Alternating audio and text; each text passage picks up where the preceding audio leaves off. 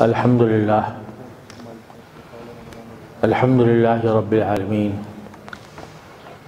والصلاة والسلام علی سیدنا و مولانا محمد خاتم النبیین و امام المرسلین وعلی آلہ و اصحابہ اجمعین وعلی کل من تبعہم بإحسان الی یوم الدین. اما بعد، میرے بہت محترم دوستوں اور بھائیوں، السلام علیکم ورحمۃ اللہ تعالی وبرکاتہ. وعلیکم السلام ورحمۃ اللہ تعالی وبرکاتہ. میں اللہ جل جلالہ کا شکر ادا کرتا ہوں کہ اس نے اس وقت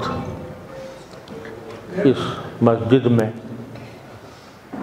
آپ حضرات سے ملاقات کا شرف عطا فرمایا،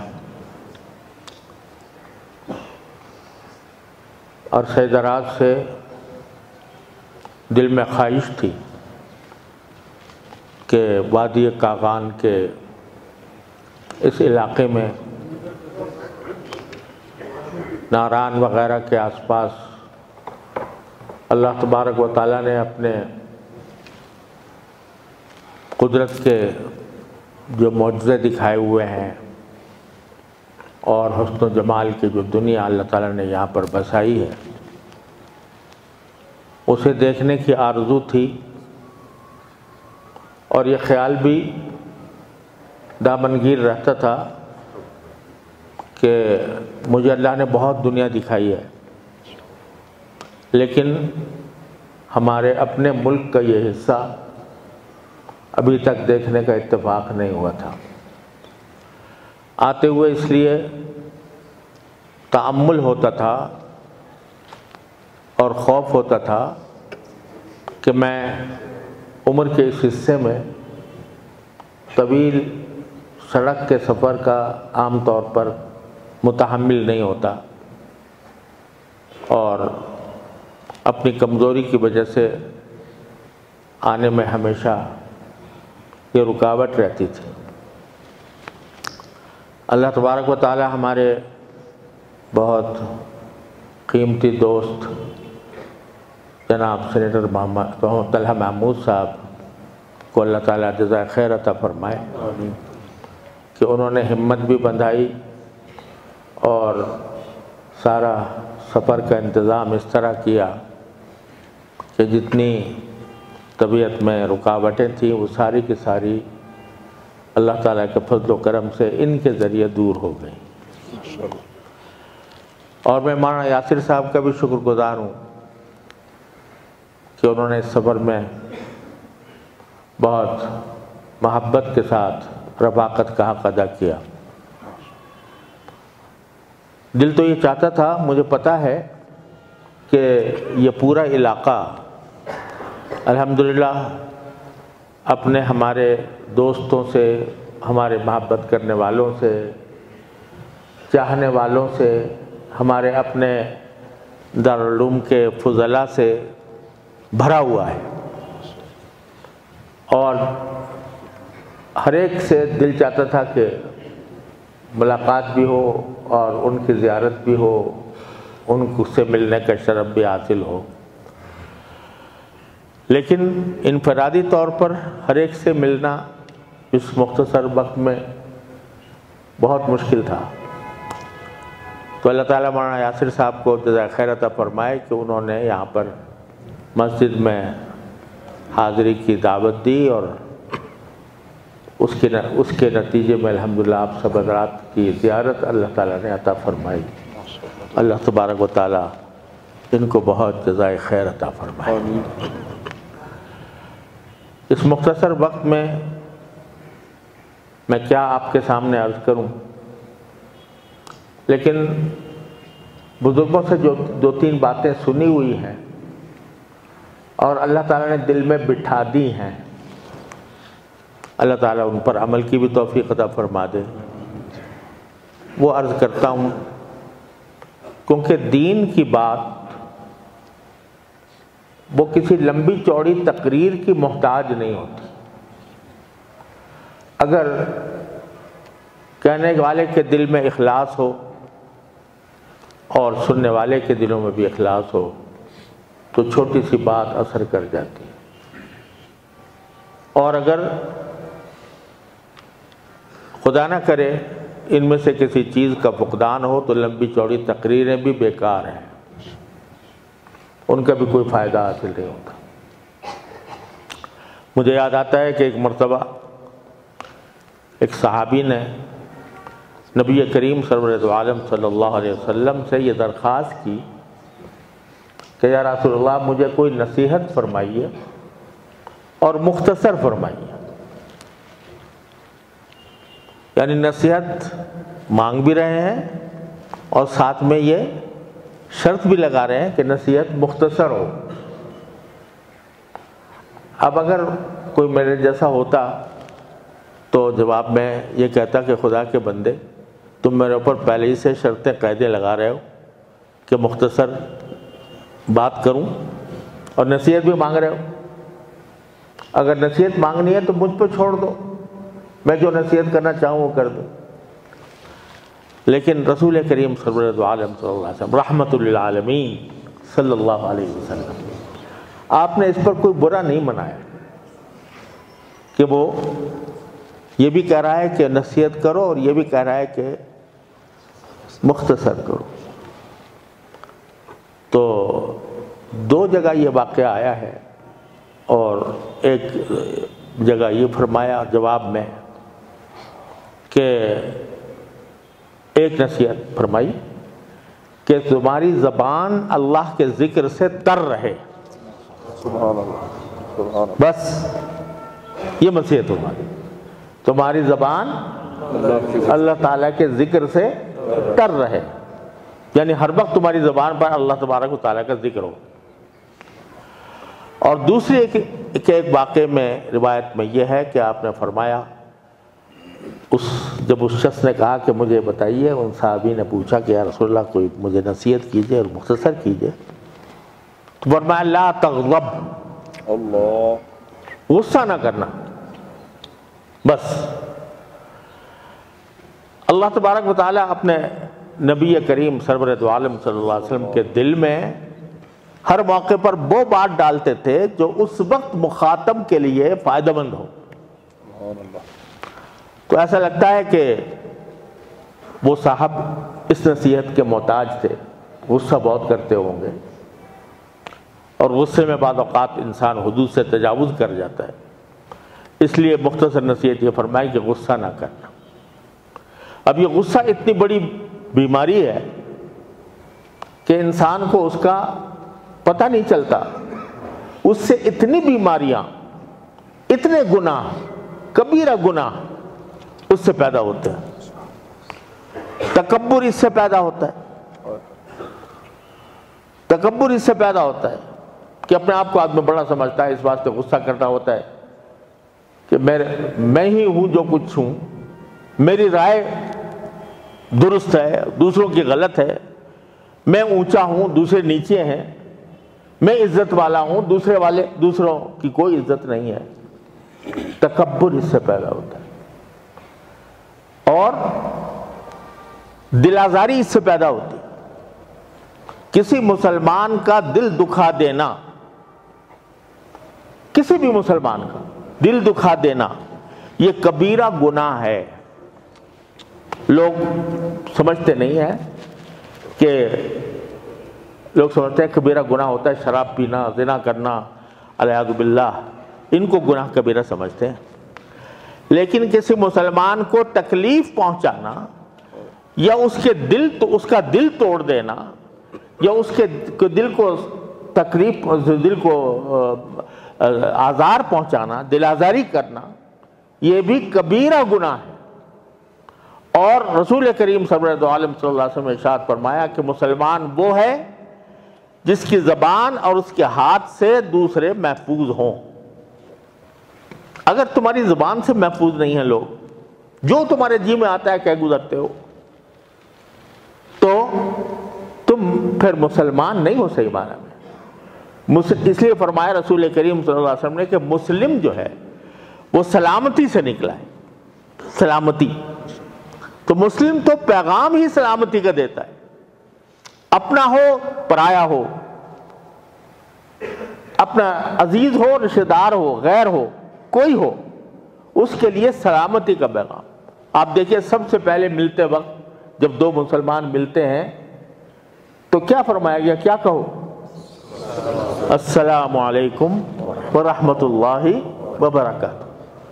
تو ملتے ہی مسلمان کا جو پہلا پیغام ہوتا ہے وہ سلامتی کا ہوتا ہے کہ دوسرے اللہ تعالیٰ تمہارے اوپر سلامتی نازل کرے.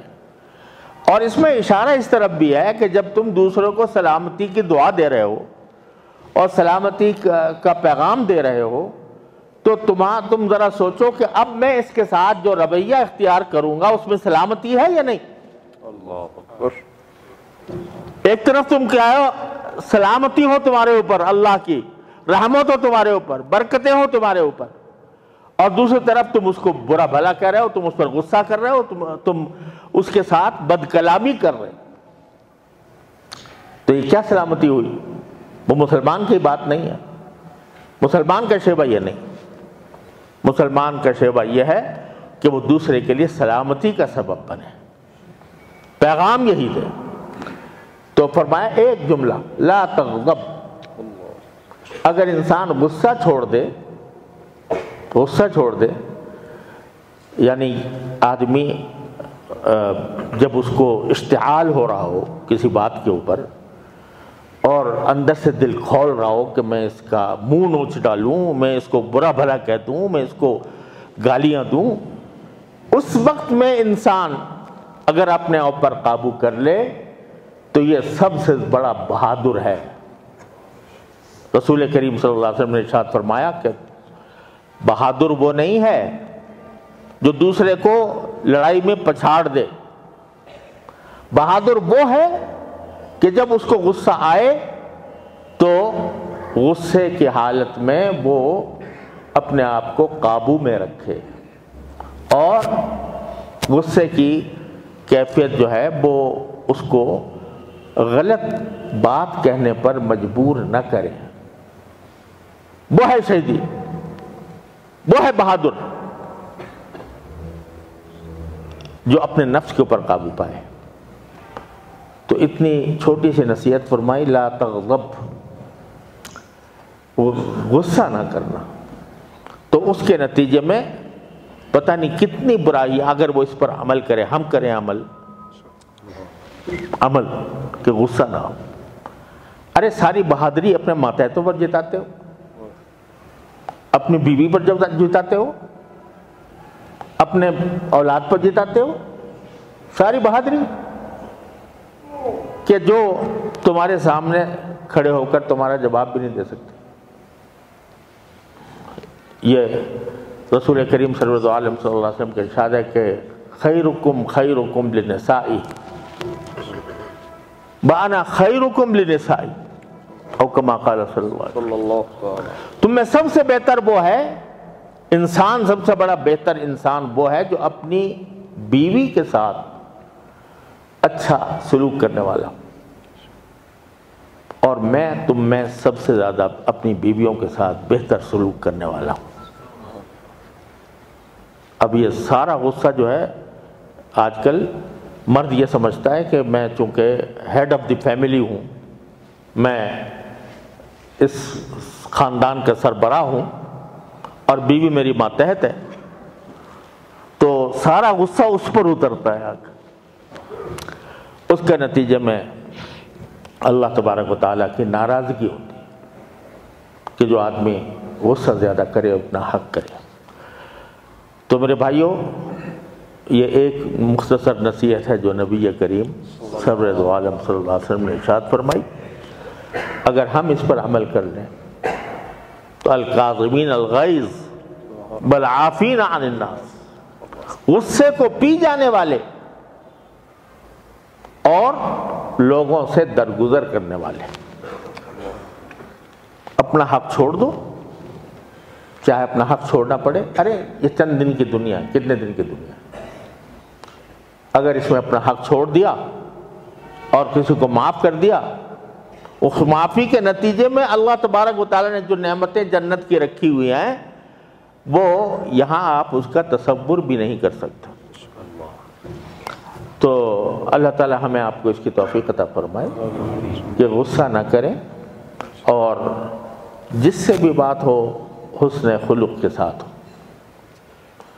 ایک حدیث میں رسول کریم سرور عالم صلی اللہ علیہ وسلم کا یہ ارشاد مروی ہے جو ہمیشہ یاد رکھنا چاہیے کہ اگر میں کسی دکھی انسان کو کے دکھ کو دور کر دوں کسی بھی طرح اس کے دکھ کو دور کر دوں تو میری اس مسجد یعنی مسجد نبوی میں مجھے 1 مہینہ اعتکاف کرنے سے زیادہ افضل ہے.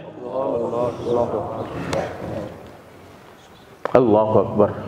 تصور کرو اعتکاف کس کا؟ نبوی کا. کس کی طرف سے؟ رحمت للعالمین صلی اللہ علیہ وسلم کی طرف سے. اور فرماتے ہیں کہ 1 مہینہ میں اس مسجد نبوی میں اعتکاف کروں اس سے زیادہ میں افضل اور بہتر سمجھتا ہوں کہ کسی دکھی انسان کا دکھ دور کر دوں. یہ ہے اسلام. یہ ہے السلام علیکم ورحمۃ اللہ وبرکاتہ. کہ بجائے اس کے کہ دوسرے کا دل دکھائیں دل آزاری کریں غصہ کریں اس کے بجائے اس کا دکھ دور کرو. تو ایک مختصر نصیحت تو یہ تھی جو رسول کریم صلی اللہ علیہ وسلم نے فرمائی. اور دوسرے روایت میں جو آتا ہے کسی دوسرے صاحب کا واقعہ ہوگا انہوں نے پوچھا کہ مختصر نصیحت فرمائیے تو فرمایا کہ تمہاری زبان اللہ کے ذکر سے تر رہے. کیا مانا کہ اپنے زبان پر ہر وقت کوشش کرو کہ اللہ تعالیٰ کا کوئی ذکر ہو. ذکر کیا؟ ذکر کی بہت سی صورتیں ہیں. سبحان اللہ الحمدللہ لا الہ الا اللہ اللہ اکبر. کوئی بھی ان میں سے ذکر ہو. درود شریف ہو وہ بھی اللہ کے ذکر ہے تو اس سے تمہاری زبان تر رہے. یہ ہر وقت جو ہماری زبان چلتی رہتی ہے مختلف کاموں کے اندر اگر چلتے پھرتے اٹھتے بیٹھتے ہمارے زبان کے اوپر اللہ کا ذکر ہو سبحان اللہ ہو الحمدللہ ہو لا الہ الا اللہ ہو اللہ اکبر ہو درود شریف ہو تو یہ زبان کا جو ذکر ہے نا یہ بھی سمجھ لو. بعض لوگ یہ سمجھتے ہیں کہ یہ آدمی جو ہے یہ ذکر تو وہ ہے جو دل سے ہو. بے شک دل سے ہونا بڑی بات ہے لیکن دل سے ہونے کی سیڑھی یہی زبان ہے. جن لوگوں کو زبان سے ذکر کرنے کی توفیق نہیں ہوتی ان کو دل سے بھی ذکر کرنے کی توفیق نہیں ہوتی. یہ ذکر چاہے زبان سے ہو صرف زبان سے ہو چاہے تمہارا دل کہیں اور جا رہا ہو دماغ کہیں اور ہو لیکن یاد رکھو کبھی یہ فائدے سے خالی نہیں ہوتا. یہ میں اپنی طرف سے نہیں کہہ رہا.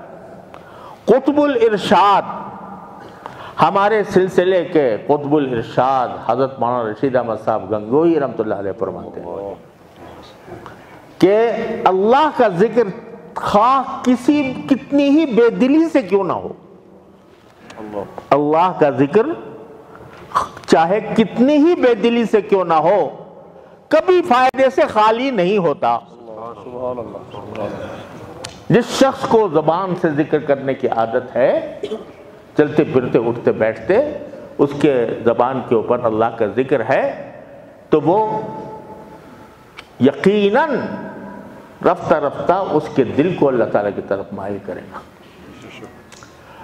اور بھائی ایک بات اور عرض کر کے جو میں نے اپنے بزرگوں سے سنی ہے کہ ایک ہوتا ہے زبان کا ذکر اس کی تو کوشش کرتے ہی رہنا چاہیے کہ آدمی چلتے پھرتے ہو کچھ معمول بنا کر روزانہ صبح کو فجر کی نماز پڑھنے کے بعد چند باتیں عرض کرتا ہوں کہ تھوڑا سا سب سے پہلے قرآن کریم کی تلاوت اس کے بغیر کوئی دن خالی نہیں ہونا چاہیے۔ سب سے پہلے قرآن کریم کی تلاوت، ایک پارہ ہو، آدھا پارہ ہو، میں کہتا ہوں پاؤ پارہ ہی ہو، لیکن کچھ نہ کچھ تلاوت ہو، اس کے بغیر آدمی باہر نہ نکلے، کوئی کام نہ کرے جب تک تلاوت نہ کر لے۔ پھر رسول کریم صلی اللہ علیہ وسلم نے بہت سی دعائیں سکھائی ہیں جن کو ادعیہ معصورہ کہا جاتا ہے۔ وہ دعائیں مناجات مقبول میں جمع کی ہوئی ہیں، اور بھی الحزب الاعظم ہے اور بہت سے کتابیں ہیں جن میں وہ دعائیں مذکور ہیں رسول کریم صلی اللہ علیہ وسلم کی۔ ایک ایک دعا ایسی ہے کہ اگر ایک مرتبہ کی دعا قبول ہو جائے تو انسان کا بیڑا پار ہو جائے، اس کا معمول ہو جائے۔ مناجات مقبول کی ایک منزل 5 منٹ لگتے ہیں، 5-7 منٹ پڑھنے میں، اور پھر کچھ تسبیحات، سبحان اللہ بحمدہ، سبحان اللہ العظیم 100 مرتبہ، سبحان اللہ والحمدللہ ولا الہ الا اللہ واللہ اکبر، ولا حول ولا قوت الا باللہ، ولا حول ولا قوت الا باللہ، تیسرا کلمہ 100 مرتبہ، استغفار، استغفر اللہ العلی العظیم الذی لا الہ الا ہو، یہ 100 مرتبہ، اور درود شریف 100 مرتبہ۔ اس سارے کام میں اگر دیکھا جائے تو 25 منٹ زیادہ زیادہ آدھا گھنٹہ لگتا ہے۔ ہر مسلمان اس کو پلے باندھ لے کہ وہ اس وقت تک گھر سے نہیں نکلے گا کسی کام کے لیے جب تک کہ وہ یہ آدھے گھنٹے کا کام نہ کر لے۔ تلاوت، مناجات، اذکار، یہ 4 اذکار میں نے بتائے۔ پھر چلتے پھرتے اٹھتے بیٹھتے کہنے کی بھی عادت رہے تو اللہ تبارک و تعالی انشاءاللہ ذکر کرنے والوں میں سے شامل فرمائیں گے، والذاکرین اللہ کثیرا والذاکرات۔ اور پھر 2 باتیں اور، کہ اپنی ہر چھوٹی بڑی حاجت ہر وقت اللہ تعالیٰ سے مانگنے کی عادت ڈالیں، کہ میں ابھی گھر سے نکل رہا ہوں، یا اللہ جس کام کے لیے جا رہا ہوں اس کو میرے لیے آسان کر دیجیے، گھر میں داخل ہو رہا ہوں، یا اللہ گھر والوں کو اچھی حالت میں پاؤں، ان کو خیر عافیت سے دیکھوں، سواری پر جانا ہے، سواری یا اللہ آسانی سے عطا فرما دیجیے، سوار ہو گئے تو یا اللہ آسانی سے منزل تک پہنچا دیجیے۔ ہر حاجت چھوٹی بڑی اللہ سے، ہاں تک کہ حدیث میں رسول کریم صلی اللہ علیہ وسلم نے ارشاد فرمایا کہ اگر تمہارے جوتے کا تسمہ بھی ٹوٹ جائے تو اللہ سے مانگو۔ اب اگر جوتے کا تسمہ ٹوٹ جائے تو بھئی آدمی سوچے گا بھئی کسی موچی کے پاس جائیں، اس سے جا کے ٹھیک کرائیں، نہیں، فرمایا کہ پہلے اللہ میاں سے مانگو، یا اللہ میرے جوتے کا تسمہ ٹوٹ گیا، اس کو ٹھیک کر دیجیے۔ کیوں؟ اصل بات تو یہ کہ کرنے والا وہی ہے۔ اگر فرض کرو کہ آپ نکلے جوتے کا تسمہ ٹھیک کرانے کے لیے، موچی نہیں ملتا جو ٹھیک کرے، ملتا ہے تو اتنے پیسے مانگتا ہے کہ آپ کو دینے کی قدرت نہیں ہے، 1000 رکاوٹیں پیدا ہو سکتی، لہذا پہلے اللہ سے مانگو، پھر موچی کو تلاش کرو۔ بیمار ہو گیا ہو تو پہلے اللہ سے مانگو، پھر ڈاکٹر کے پاس جاؤ۔ تو ہر حاجت اللہ تعالیٰ سے مانگنے کی عادت، اور اللہ کی ہر نعمت پر شکر ادا کرنے کی عادت۔ یا اللہ آپ کا شکر ہے کہ آپ نے مجھے اچھا کر دیا، یا اللہ آپ کا شکر ہے آپ نے مجھے کھانے کو دیا، اللہ آپ کا شکر ہے کہ آپ نے مجھے پینے کو دیا۔ ہر چیز پر شکر۔ جب بندہ اس کا عادی ہو جاتا ہے، دل میں چاہے ہو، دل میں، تو جو وہ اللہ سے دعا مانگتا ہے اللہ کا قرب حاصل ہوتا ہے۔ سبحان اللہ۔ یہ جو کہتے ہیں نا لوگ دعا قبول نہیں ہو رہی، دعا قبول نہیں ہو رہی، ارے دعا تو پہلے ہی لمحے میں قبول ہو جاتی ہے۔ کیوں؟ اس لیے کہ دعا خود عبادت ہے۔ اور دعا کرنے کا اجر اسی وقت ہمارے نامہ اعمال میں لکھ دیا جاتا ہے۔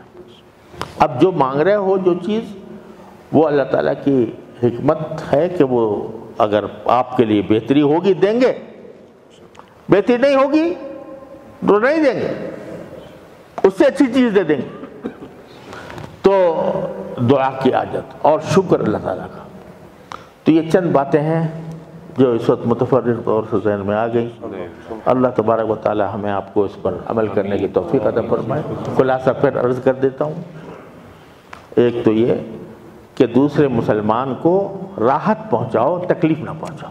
سبحان اللہ، جزاکم اللہ۔ لا تغضب، کسی کو بھی تکلیف نہ پہنچے، تمہاری زبان سے، تمہارے ہاتھ سے، تمہارے عمل سے تکلیف نہ پہنچے، اور